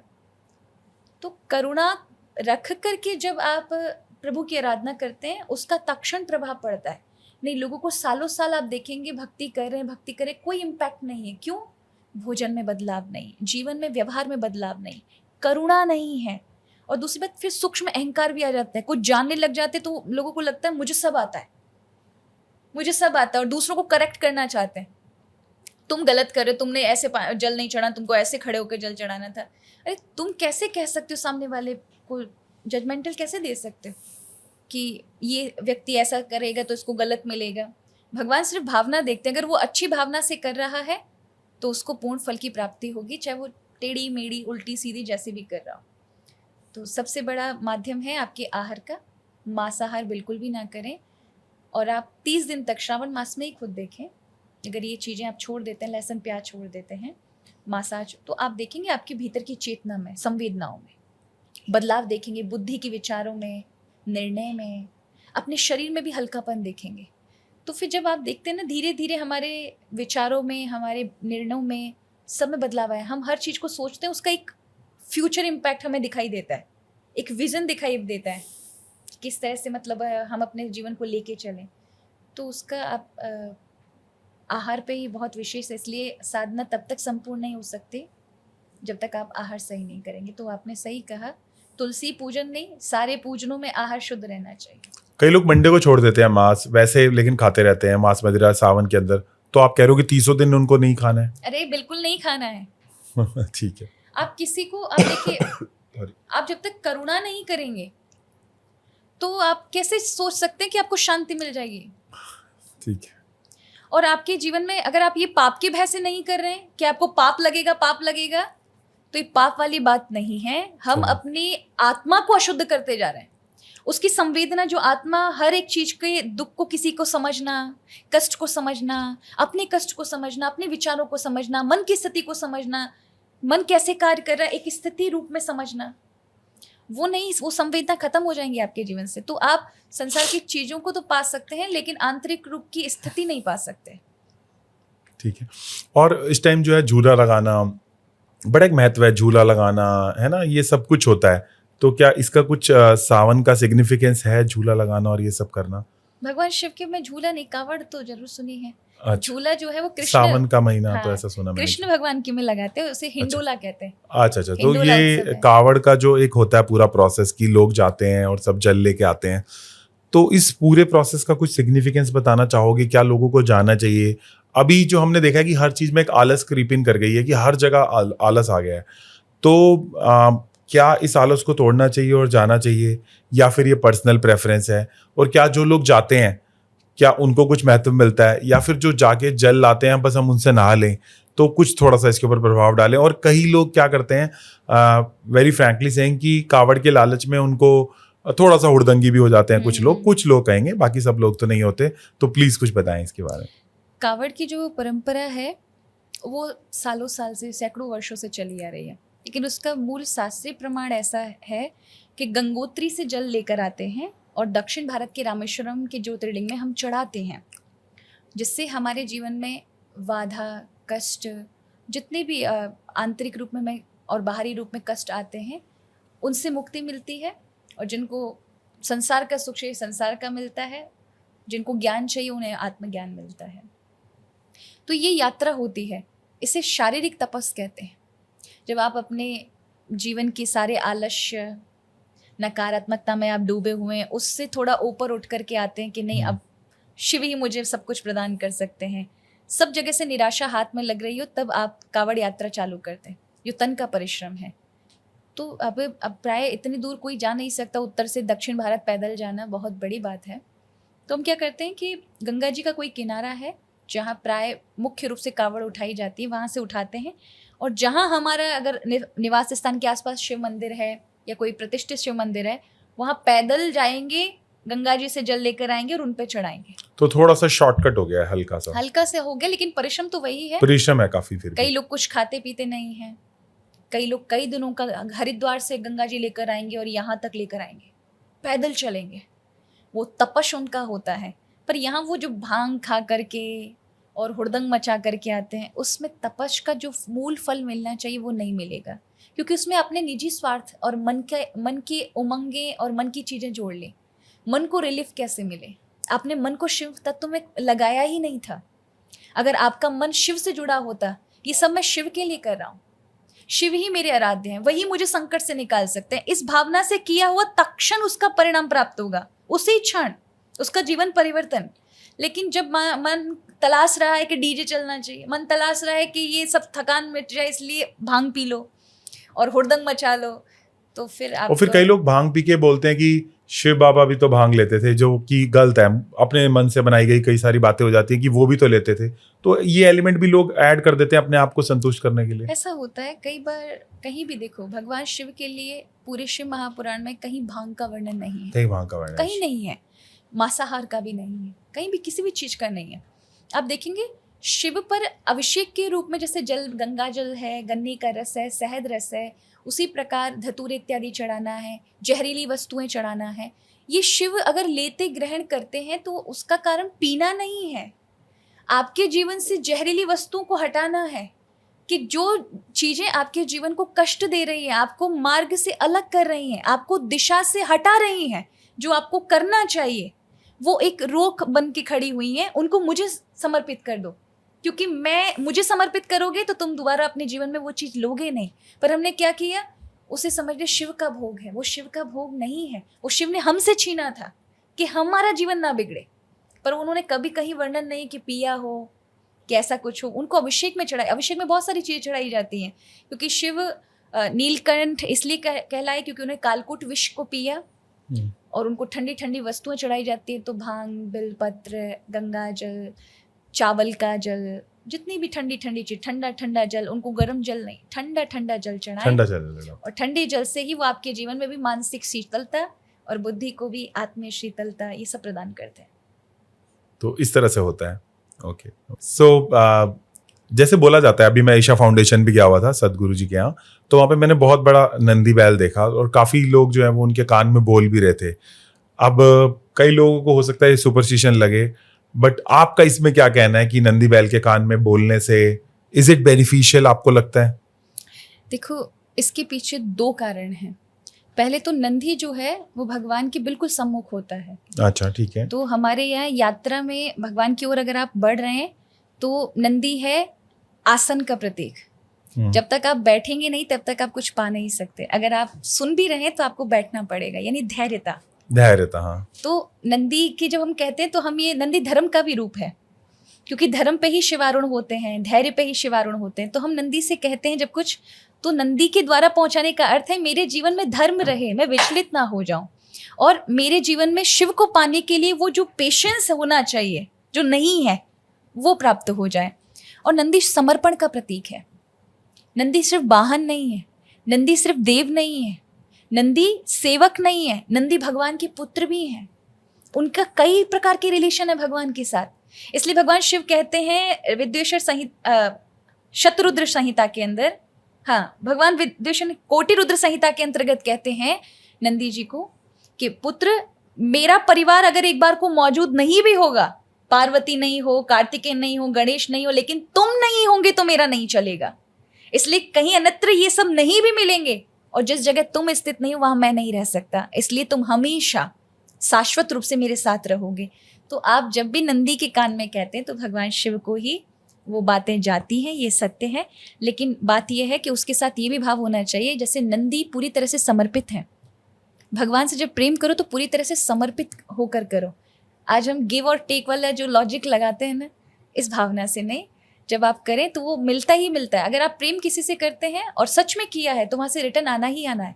जरूरी नहीं उस व्यक्ति से आए, आपके जीवन में कोई ऐसा संबंध होगा जिससे आपको उतनी ही तीव्रता से प्रेम मिलना ही मिलना है। वो कभी खाली नहीं जाता, उसकी भरपाई होती है। पर हम नासमझ होते हैं, हम प्रेम एक जगह में ही तलाशे, इसी से मिलना चाहिए। नहीं, वो आपकी दादी से मिल सकता है, वो आपके माँ से, पिता से मिल सकता है, आपके किसी ऐसे व्यक्ति से मिलता है, वो रात दिन आप ही की बात जो रहा है जितनी तीव्रता से आप किसी की जो रहे हैं। तो ऐसा नहीं कि प्रेम जिसको कर रहे हैं बस आपने मार्ग को नहीं देखा है कि वो आ कहाँ से रहा है आपको पूर्ति करने के लिए। शायद हम उस प्रेम को पूरे जीवन भर नहीं पहचान पाते। तो वो शिव के प्रति समर्पित तब तक होंगे जब आप नंदी के कान में कहोगे, लेकिन नंदी जैसा समर्पण जहाँ। आप कोई अपना एक्सपीरियंस बताना चाहते हो कि आपने कुछ भी ऐसा एक्सपीरियंस आपका रहा हो जिसमें आपको लगा हो कि आपकी मांग पूरी हो गई हो? अब मुझे नहीं पता आपकी मांग कोई बची है अभी कि नहीं बची, लेकिन किसी जमाने में शायद आपकी मांग हो। तो ऐसा आपका कोई एक्सपीरियंस जो शिव जी के थ्रू, जो कृष्ण जी के थ्रू आपको लगता हो ये मेरी मांग थी बट ये पूरी हो गई, कुछ भी ऐसा ट्रांसफॉर्मेशन जो आप बताना चाहो, क्योंकि आपसे बड़ा हम सब कनेक्टेड हैं। मैं ये कहूँगी, देखो अब मांग बहुत छोटी हो गई मेरे लिए, अब बहुत छोटी है, लेकिन एक जमाने में शायद रेलेवेंट हो। जिस समय अभी भी ऐसा है कि अगर वैसे तो कभी कोई संकल्प करना नहीं चाहिए, भक्त को कभी कोई संकल्प नहीं नहीं करना करना चाहिए चाहिए। संकल्प। हाँ, मतलब एक अवस्था पर आप पहुंच जाओ तो आपको, जब आप प्रभु से जुड़ गए तो फिर अगर वो आपके हृदय में संकल्प उठाएं, इसका अर्थ है उनका संकल्प है। आप अपना संकल्प लेके मत चलो कि मुझे ऐसा, मेरे मन को प्रसन्नता है। अगर प्रभु ने तुम्हें स्वतः ही उस यात्रा में संकल्प दे दिया कि तुम्हें ये काम करना है, तो वो प्रभु का संकल्प है, ऐसा करके करो, पर अपना निजी स्वार्थ उसमें नहीं जोड़ना है। बचपन में जब आरंभ में, तो हाँ, मैंने अपने माता पिता को कभी कुछ नहीं कहा कि मुझे ये चाहिए वो आपने चाहिए। किस एज में स्टार्ट किया वो भी एक बार सबके लिए बता दें। मैंने 2004 और 6 के बीच में कथा कहना आरंभ तब किया शरीर की क्या उम्र रही होगी? 7 से 8 वर्ष रही होगी। 7 से 8 वर्ष में था। तब अच्छा, हाँ, बताएं। उज्जैन का उस समय अर्धकुंभ लगा था और वहां पर प्रवचन के द्वारा संतों के बीच में प्रवचन उससे किया। पहले आपने कहीं सुनते थे या बस अंदर से स्वतः प्रकट हो गया? ऐसा हुआ कि हमारे यहाँ भक्ति तो होती थी, मेरी माताजी हमेशा भक्ति करती हैं, अभी भी करती हैं वो, लेकिन पूर्व में जब मैं उनको रात दिन हम देखते तो असर पड़ता है ना। और प्रभु कहते भी हैं कि जिसका कहीं ना कहीं कोई कार्य रुक गया हो, भक्ति रुक गई हो, तो उसको मैं ऐसे ही परिवार या ऐसे माहौल में भेजता हूँ कि शुरू से ही वो सब चीज़ें उसको प्राप्त हो, चाहे वो गुरु के माध्यम से, किसी एक घर के व्यक्ति, परिवार के सदस्य के माध्यम से। तो वो मेरी माताजी रहीं, उनके द्वारा मुझे भक्ति की जागृति हुई, ठाकुर जी से प्रेम हुआ। मैं जागृति तो एकदम से उस अवस्था में नहीं कह सकती, लेकिन एक आकर्षण था, एक प्रेम था जो प्राय सभी में नहीं होता। तो वो प्रेम धीरे धीरे बढ़ता गया। मुझे कम ही आयु में ऐसे विरक्त संत मिल गए। ये भी मैं कहूँगी प्रभु ने ही दिशा नियुक्त की, नहीं तो आपको पूरा जीवन लग जाता है कि योगी गुरु को तलाशने में, और वो भी शायद मिले या ना मिले, ये भ्रम रहता है। लेकिन मुझे अनायास मिल जाना, उनका अपने आप करुणा करना मेरे पर, तो ये भी मैं कहूँगी कि सब प्रभु संभालने वाले होते हैं। तो वहाँ पर मेरे जीवन में मैंने कोई ऐसा पूर्व में, इसलिए मैं उसको भगवान की कृपा ही मानती हूँ कि मैंने कोई पढ़ाई की हूँ, गुरुकुलम में जा कर के मैंने कोई स्टडीज, बाद में स्क्रिप्चर्स पढ़े, सब चीज़ें की, लेकिन आरंभ में ऐसा कुछ नहीं था। तो वो जो लगन देना और फिर संतों के द्वारा मुझे आशीर्वाद दिया, वहाँ उन्होंने कहा तुम्हें बोलना है बेटा तो फिर बोलो, और फिर जो मेरी टूटी फूटी वाणी से मैंने बोला और संत आनंदित होकर सुनते थे। अब मुझे विचार आता है कि बचपन मेरी क्या वाणी रही होगी, लेकिन उन संतों की करुणा देखी कि उन्होंने उस चीज़ को भी स्वीकार कर लिया, और आज मैं जो भी हूँ सभी के आशीर्वाद से हूँ। फिर कई संतों के यहाँ मेरे प्रवचन हुए और इस तरह से मेरी यात्रा आरंभ हुई। तो मेरा कोई ऐसा बैकग्राउंड नहीं है कि मेरे माता पिताजी कोई ऐसे आध्यात्मिक प्रवक्ता रहे हों या कथा व्यास रहे हों। मेरे कुल परंपरा से, मैं ब्राह्मण कुल से अवश्य आती हूँ, लेकिन हमारे कुल में आज तक कोई वक्ता या ब्राह्मण पंडिताई का कार्य किसी ने नहीं किया। और मेरे गुरुदेव भी कोई वक्ता नहीं थे, वो भी एकदम विरक्त कुटिया में रह करके स्वयं पाकी स्वयं ही बनाते थे, और पूरे 12 घंटे या 24 घंटे जब भी आप उनके पास राधे राधे कह दोगे, उसी समय उठ करके वो भजन में ही लीन रहते थे। उनको कभी सोते हुए नहीं देखा, नहीं सोते थे। उनको आधी रात पुकारे राधे राधे बोलते, वो आप चाहे कितना भी गुरुदेव का नाम ले ले, कुछ भी कर ले, वो कभी नहीं उठते थे, आवाज नहीं। बस उनको एक ही था, एक ही कमजोरी थी, अगर आपने राधे बोला तुरंत उठ करके दरवाजा खोल देंगे। चाहे आप रात के 12 बजे, 4 बजे, 3 बजे पुकारो, वो तुरंत राधा बोलते ही गेट दरवाजा खोल देते थे। इतनी आयु में हमारे आज भी गुरु आश्रम में इतने सारे संतों को भोजन कराया जाता है। सुबह से ही उनको खिचड़ी दी जाती है, शाम को, और ऐसे कई भजनानंदी संत हैं जो अंदर ही कुटिया में 24 घंटे भजन करते हैं। लेकिन हमारे गुरुदेव कभी भंडारे का भोजन अगर बहुत प्रेम से पवाया जाए तो ही पाते थे, अन्यथा वो स्वयं उस आयु में भी भोजन स्वयं बनाते थे। और उन्होंने अपने जीवन में कोई टीवी नहीं देखना, कुछ नहीं देखना, यहाँ तक कि गुरुकुलम में उन्होंने टीवी अलाउ ही नहीं करी थी। तो मुझे तो मैं कहूँगी उनके द्वारा शिक्षा की प्राप्ति नहीं हुई, और उसका कारण है मेरे परिवार ने मुझे उस समय आज्ञा ही नहीं दी जाने की या रहने की। पर मुझे विश्वास था कि गुरु का आशीर्वाद कार्य करता है। जरूरी नहीं है, गुरु के 2 रूप होते हैं, एक होता है वो प्रवचन के माध्यम से संभाले, एक होता है अपनी कृपा के माध्यम से।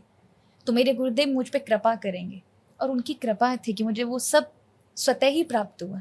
तो मैं, कोई लोग परिश्रम से प्राप्त करते हैं, तो मेरे लिए जब मैं शास्त्र पढ़ती हूँ तो मुझे गुरु की आवश्यकता इसलिए क्योंकि शास्त्री मेरे लिए गुरु हैं।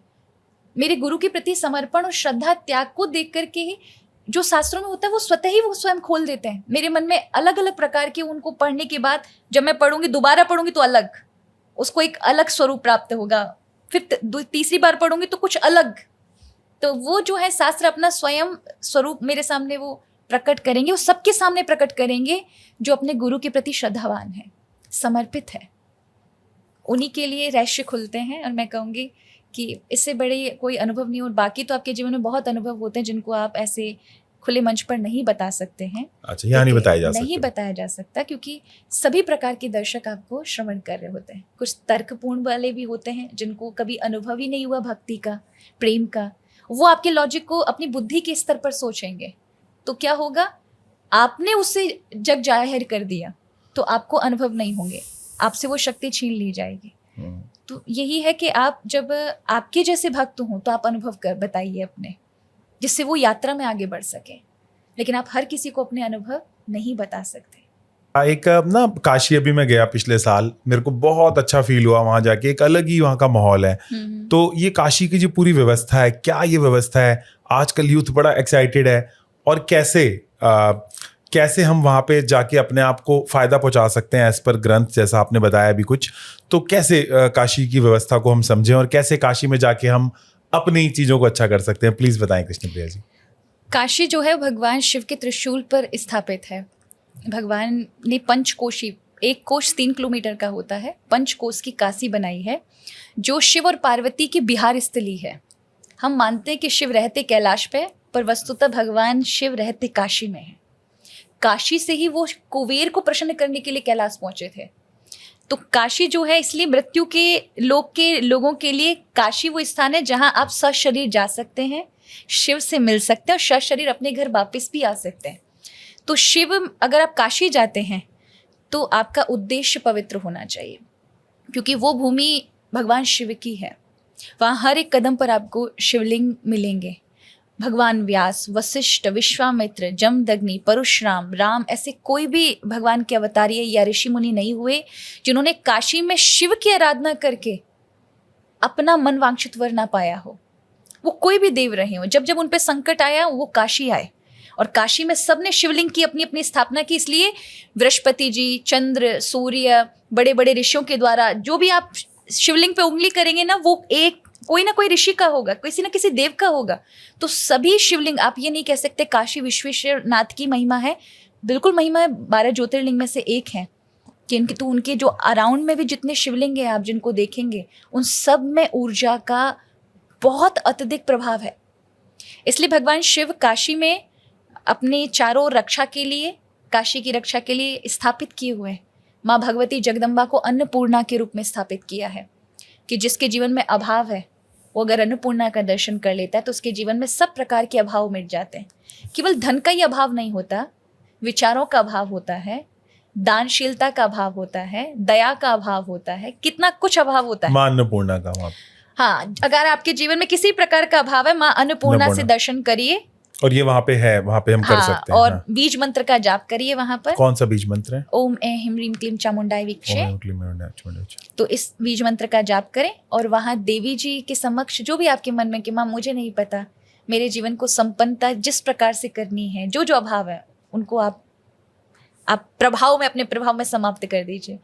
और फिर आप काशी विश्वनाथ का दर्शन करिए। जीवन में कोई पाप आपके हैं, क्योंकि बिना पुण्य के और बिना प्रभु की कृपा के आप काशी तक नहीं आ सकते, और अगर भगवान शिव का अनुग्रह नहीं है तब तक आप विश्वनाथ का दर्शन नहीं पा सकते।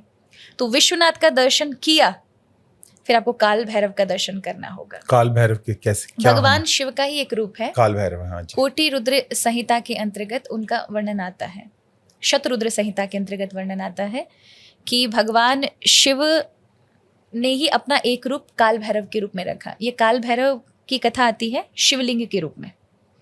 जब भगवान ने शिवलिंग प्रकट किया तो प्रकट करने की कथा आती है कि जन जन को अपना एक प्रतीक देना था। शिवलिंग का ही अर्थ होता है, शिव माने कल्याण, लिंग माने संस्कृत में अर्थ है प्रतीक, चिन्ह, तथा स्वलिंग चिन्हत्वात्। तो अंग्रेजी में ट्रांसलेशन करते हैं, इसलिए अंग्रेजी में कूड़ा कचरा भर दिया, उसको गलत रूप में प्रस्तुत किया। अच्छा, हाँ। कि स्त्रियों को छूना नहीं चाहिए, इसको ये नहीं करना चाहिए। लेकिन संस्कृत में जो अर्थ है, लिंग शब्द को कहते हैं चिन्ह, इसलिए हमारे स्त्रीलिंग, पुल्लिंग ये क्यों बताते हैं? अगर आप ग्रामर पढ़ते हैं तो आपको कहते हैं ना स्त्रीलिंग, जितनी भी स्त्री की चीजें हैं या पुल्लिंग की चीजें हैं वो उसमें करेंगे लिंग चिन्ह। हाँ, चिन्ह। तो उसका प्रतीक जो मंगल और कल्याण का प्रतीक है। तो जो शिवलिंग है वो प्रकट किया तो ब्रह्मा विष्णु में जब लड़ाई झगड़ा हुआ कौन बड़ा है, उसके बीच में शिवलिंग का प्रकट हुआ कि आप लोग परीक्षा करिए अपनी, जो इसका आदि और अंत पालेगा शिवलिंग का वही श्रेष्ठ होगा। दोनों में से कोई नहीं कर पाया, लेकिन ब्रह्मा जी ने झूठ बोल दिया कि मैंने आदि पा लिया अपने को बड़ा बनाने के लिए। और हमें होता है ना एक स्वार्थ, एक लोग, हमें कुछ मिल जाए, लोग हमें जाने, बस वही फंसा देता है। तो उन्होंने झूठ बोला, इसलिए उस शिवलिंग में से जो भैरव का प्राकट हुआ वही काल भैरव है, जिन्होंने ब्रह्मा जी का झूठ बोलने वाला मस्तक काट डाला। अच्छा। तो वो झूठ बोलने के कारण ब्रह्मा जी को ये श्राप लगा कि तुम पूरी सृष्टि में कहीं भी पूजे नहीं जाओगे, कहीं तुम्हारा मंदिर नहीं इसलिए होगा। ब्रह्मा जी का मंदिर नहीं है।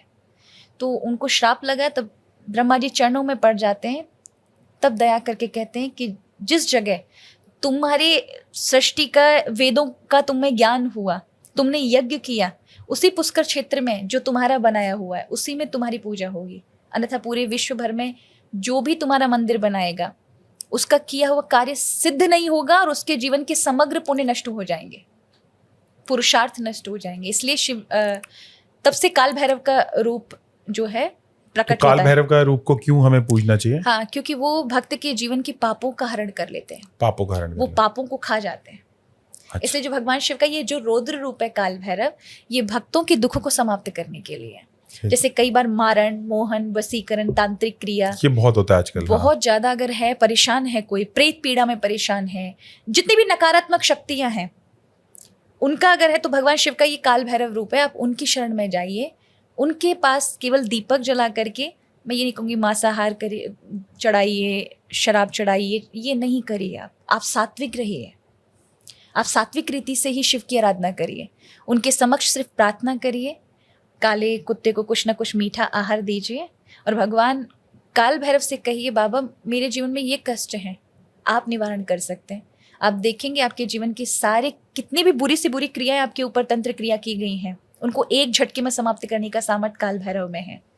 और फिर गंगा जी में स्नान करिए, काशी विश्वनाथ का दर्शन करिए, तभी आप काशी का फल पा सकते हैं। अब बात आती है मणिकर्णिका घाट की। तो वैसे हम अन्नपूर्णा पे डिस्कशन कर चुके हैं, काल भैरव पे और भी कुछ ऐसे हैं जो हम कर सकते हैं?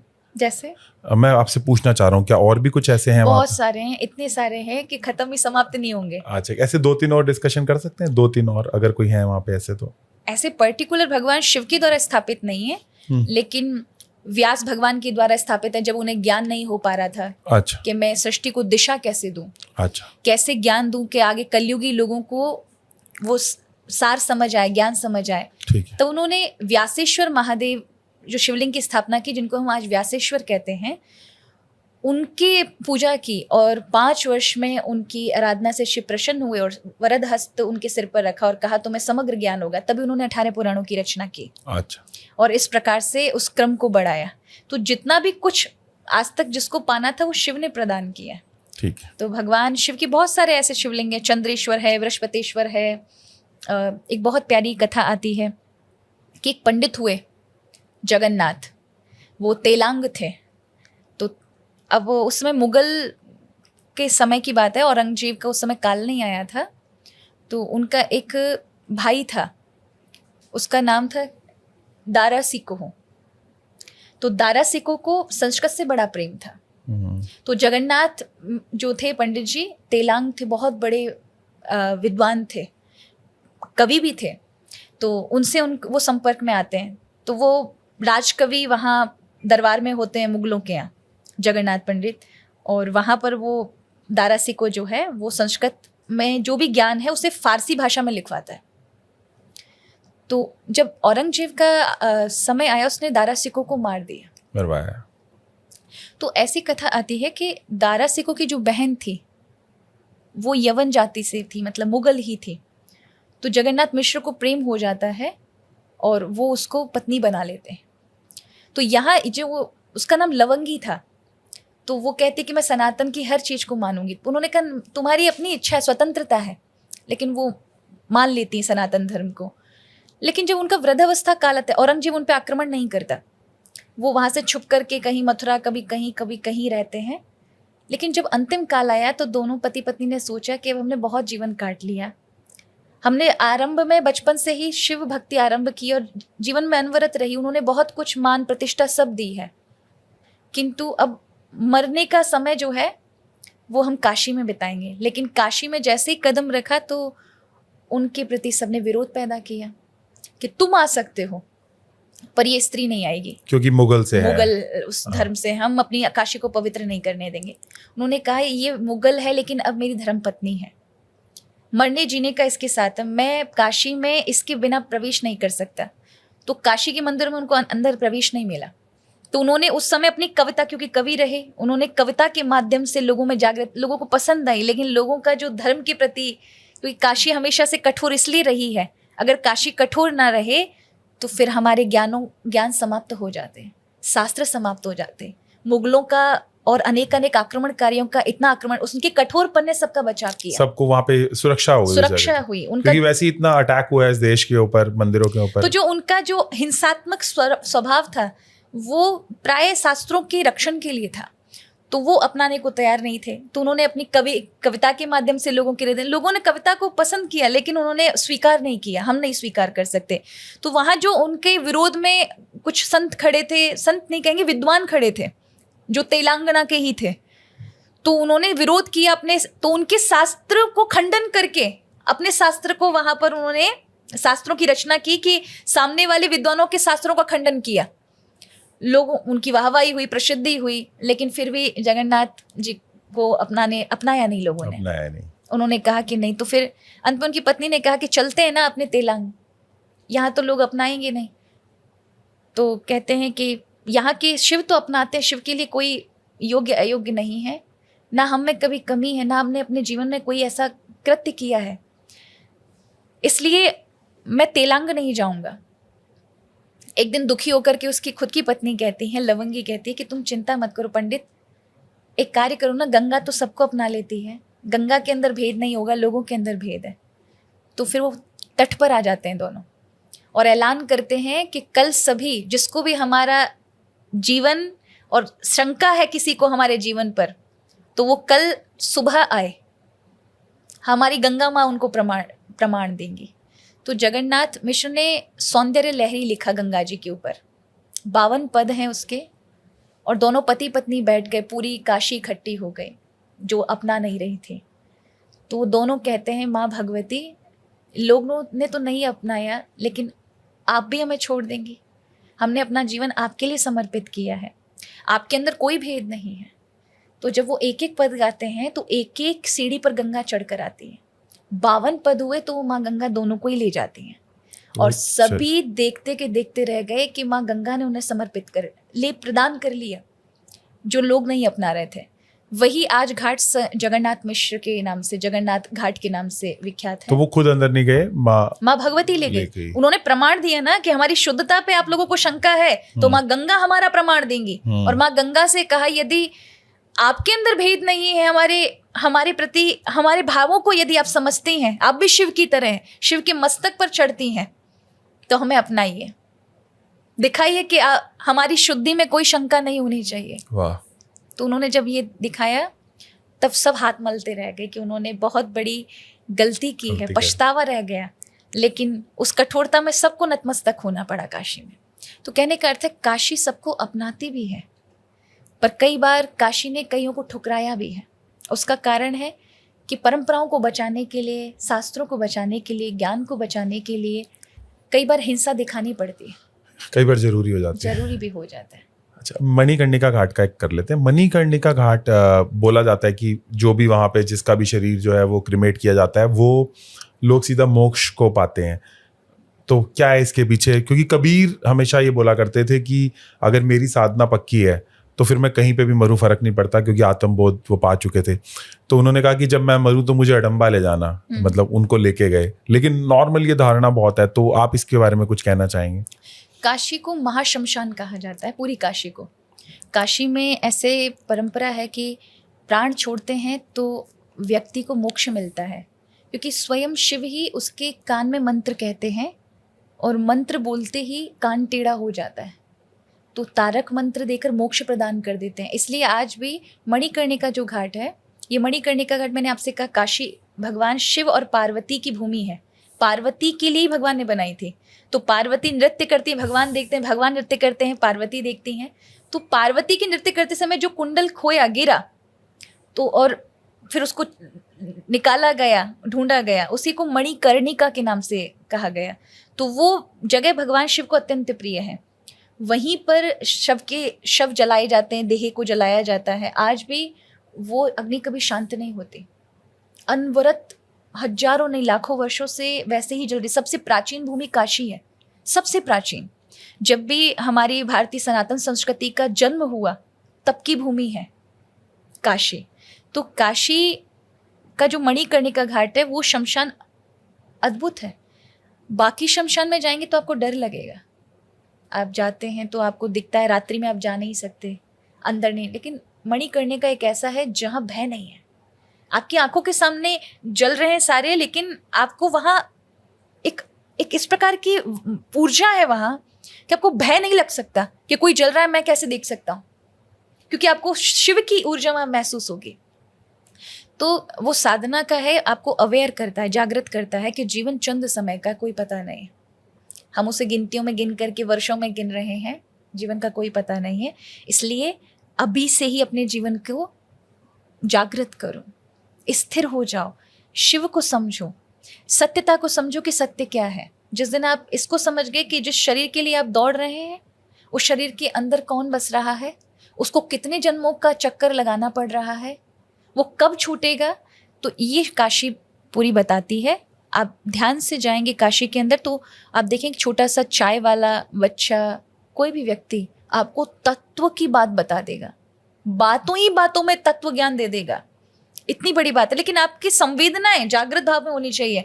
आप केवल शैर सपाटा पिकनिक एंजॉय के लिए गए तो आपको वो कुछ संवेदना समझ नहीं आएगी।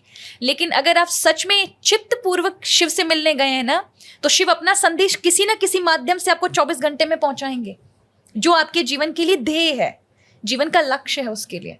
तो काशी की बड़ी महिमा है, जितना कहे उतना कम। आप पहली बार कब गए थे वहाँ? मैं बचपन में गई थी। बचपन में? जब काशी का मंदिर नहीं बना था तब मेरी कथा बलिया क्षेत्र में थी। तो वहाँ से जब हम आ रहे थे तो काशी से ही मेरी ट्रेन थी। काशी में ट्रेन। और काफी लोग देखा कि वहाँ कोशिश करते हैं जाके कि वहीं पे मरे, बट मर नहीं पाते। तो कुछ कहना चाहेंगे? मतलब पूरी कोशिश कर लेते हैं बट नहीं हो पाता, ऐसा भी? वो भी भाग्य की बात है। शिव के देखो कई लोग आते हैं मरने के लिए कि जब अब बुढ़ापा है तो वहीं पर काटेंगे और वहीं पे प्राण छोड़ेंगे, लेकिन ऐसा नहीं है। अगर शिव की सच में भक्ति की है, शिव का अनुग्रह है, वहाँ किसी को सताया नहीं, कष्ट नहीं दिया है, आपसे नहीं हुआ तो बगल शिव का नाम लिया, गंगा जी का स्नान ही किया है, तो भी आपकी मुक्ति संभव है। किंतु पापी व्यक्ति है तो वो काशी में नहीं मर सकता, अनत्र मर जाएगा। काशी से निकलते ही प्राण निकल जाएंगे, हॉस्पिटल में निकल जाएंगे, लेकिन काशी में नहीं निकलेंगे। पंचकोशी काशी, बिना शिव के अनुग्रह से आपके प्राण निकल नहीं सकते। कितने ऐसे लोग छोड़ जाते हैं माता पिता को, और फिर जैसे वो 10-10 साल तक रह रहे हैं, ना भजन कर रहे ना कुछ कर रहे हैं, और जैसे ही बीमार पड़े वो रात्रि में अच्छे डॉक्टर को दिखाने के लिए गुजरात लेकर आते हैं और वहीं बेड पर वो मर जाते हैं। आते ही हॉस्पिटल में गए, मतलब वेट कर रहे हैं वेट कर रहा है प्राण निकलने। और वो प्राण निकलने चाहते थे कि काशी में हो, उनको फिर है ना लेकर के चॉपर से वहां पहुंचाया गया कि जल्दी से जल्दी कम से कम 24 घंटे के शरीर को जलाएं। पर कहने का अर्थ है ये 1-2 इंसिडेंट नहीं है, ऐसे सैकड़ों हैं कि आप जरूरी नहीं काशी में मरेंगे, वो काशी से बाहर भी हो सकता है, पूरे जीवन भर रहिए।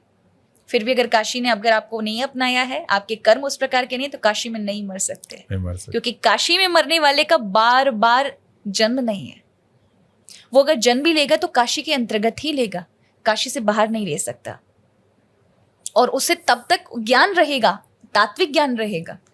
तो ये काशी की एक अलग ऊर्जा है। सो थैंक यू सभी को। कुछ लास्ट कुछ 2 सेंटेंस सभी के लिए कहना चाहेंगे जो भी अच्छी लाइफ जीना चाह रहे हैं, बट जिनके घर पे बहुत बहुत सारी चीज़ें देखनी है, क्योंकि उनको पैसे भी कमाने हैं, शायद सब इस चक्कर से बाहर नहीं निकल सकते, हर कोई हमारे जैसा नहीं हो सकता।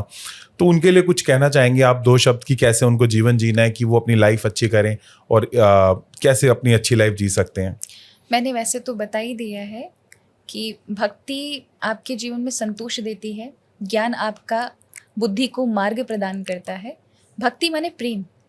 प्रेम अगर आपको नहीं, तभी आपको खालीपन लगेगा। जब आप जो है उस सोर्स से जुड़ जाएंगे तो आपको खालीपन नहीं लगेगा, फिर आप पूर्ण हो जाते हैं। फिर आप को किसी से अपेक्षा नहीं, एक्सपेक्टेशन नहीं कि सामने वाला मुझे प्रेम करे, माँ प्रेम करे, पत्नी प्रेम करे, ये प्रेम करे तो मेरी कमी पूरी हो। आप पूरे हैं, आप अपनी ओर से उड़ेलते हैं।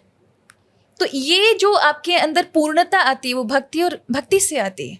तो भक्ति आपको पूर्ण करती है, हर चीज़ में कमी नहीं छोड़ती किसी चीज़ में। तो ये जो सोचना कि हमारे पास टाइम नहीं है, भक्ति कैसे करें, जिस चीज़ की प्रायोरिटी होती है उसके लिए टाइम निकाला जाता है। अगर आपको अभी पता चले कि आपका ये व्यक्ति यहाँ पर जो प्रिय है वो यहाँ परेशानी में है, तो आप कितनी भी व्यस्त में हो आप तुरंत भागेंगे, क्योंकि प्रायोरिटी है, महत्वता है। उसी तरह से जब आप, जिस दिन आपको भगवान की भक्ति और जीवन के विषय में सच्चाई का ज्ञान होगा, अपने आप भगवान की प्रायोरिटी आपको समझ आएगी। तो मैं कहूँगी कि आप सच में अनुभव करके देखें, सिर्फ बातों में ही नहीं, आप करके देखें और आपको समझ आएगा कि आपके जीवन में प्रभु का अनुभव और प्रभु की कृपा क्या कार्य करती है। आपके पूरे जीवन को बदल के रख देगी। फिर आप ये कभी नहीं कह सकते कि भक्ति नहीं हो पाएगी। आपको फाइनेंशियल, बाहर के आर्थिक रूप में भी तो वो लाभ होगा ही, लेकिन मानसिक और बुद्धिक रूप में भी, आत्मीय रूप में भी लाभ होगा। तो इससे अच्छा बेस्ट है नहीं अवसर। आपको अवश्य श्रावण मास में आराधना करनी चाहिए। और मैं कहूँगी इसे अपने जीवन का एक नित्य कर्म बना लीजिए। 10 मिनट लगाइए अपने लिए। आप 12 घंटे अगर मेहनत कर रहे हैं, लगातार मेहनत कर रहे हैं, बुद्धि भी लगा रहे हैं, मन लगा रहे हैं, और आपने अगर 20 मिनट भी अपने प्रभु को दिए हैं एकांत में, आपके 12 घंटे की मेहनत को वो 8 घंटे में ले आएंगे। तो आपका यहाँ का पीरियड बढ़ना चाहिए प्रभु के लिए साधना में, पर वो हम नहीं करते। हम फिर मौज मस्ती में अपना समय निकालते हैं। तो ये जो है यहाँ पर आप गलती, फिर आप फंसेंगे, फिर आपका मन उसी स्थिति पे पहुंचेगा जहाँ से आप थे, वही विक्षिप्त स्थिति, फिर वही लूप में फंस जाएंगे। तो बहुत अच्छा, मुझे अच्छा लगा, और इस संदेश को सब लोग अपनी अंतर यात्रा की तरह लेंगे और इस पर चलेंगे, ऐसी मेरी आशा है। Thank you. सो सभी लोग जो है वो नीचे जरूर लिख के आइए, बताइएगा कि अगर आप चाहते हैं सेकंड पार्ट आए तो हम सेकंड पार्ट जरूर लाएंगे, और एक्शंस की फॉर्म में नीचे लिख दीजिएगा कि क्या क्या आप श्रावण मास में करने वाले हैं। जो भी हमने यहाँ पे आपको बताया, कृष्ण प्रिया जी ने बताया पूरा कि क्या क्या आप रुद्राभिषेक, क्या क्या कर सकते हैं, वो जरूर नीचे लिखिएगा। और संतन के संग लागरी तेरी अच्छी कटेगी, तो जरूर जुड़िए सभी लोग कृष्ण प्रिया जी से। बहुत डिवाइन एक्सपीरियंस रहा। आप सभी के भीतर बैठे परमात्मा को प्रणाम। Thank you.